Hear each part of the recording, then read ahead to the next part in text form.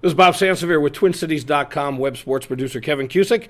Now, Kevin, what's going to happen with the Vikings when the season ends? Does Leslie Frazier go? Does Rick Spielman go? Does Ponder and Freeman go? I mean, will Castle be the only quarterback that stays? Will Castle wind up staying? One thing I think we're pretty sure of now is that the season's not going to end with them having one of the top draft picks that's going to get them a franchise quarterback.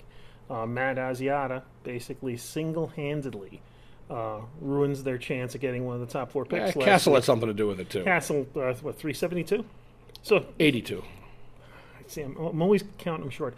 But again, the Vikings continually improving this year to the point where they are now out of the running, really, for any of the top draft picks. So now they got to go on to plan B. See, I don't look at it that way because I think there are some very good quarterbacks they still can get later in the first round and in the second and third round.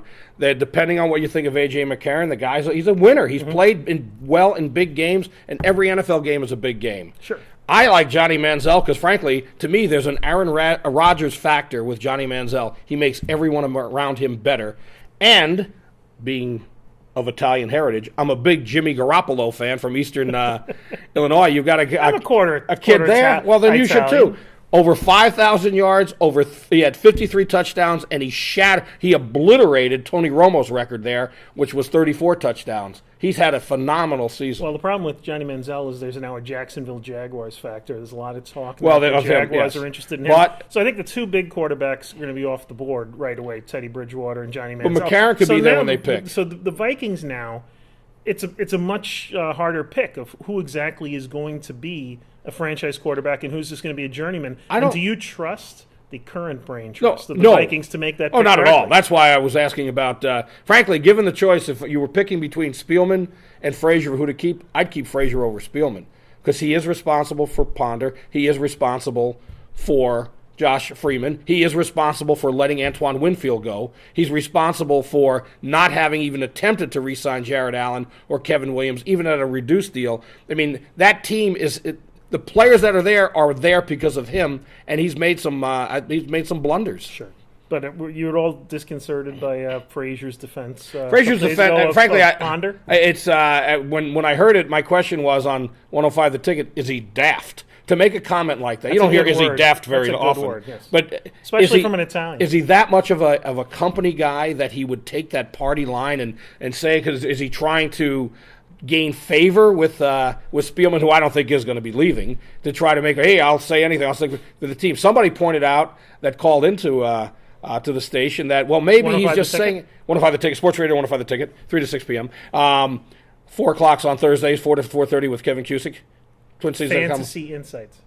Web sports producer. But then his point was, is he doing it so that when he goes for another job, the other GM knows, hey, I don't have to worry about this guy. He's always going to say the party line. It seems like one of the defenses of Frazier was that while the big screw-up this year of the way he ran the quarterbacks was not really his doing. But then when he comes out and says that Christian Ponder... I think it was foolish.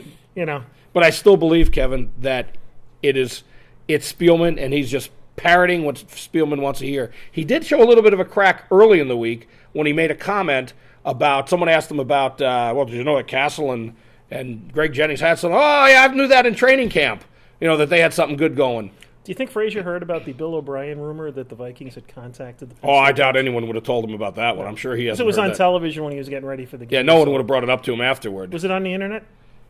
It was all over the place.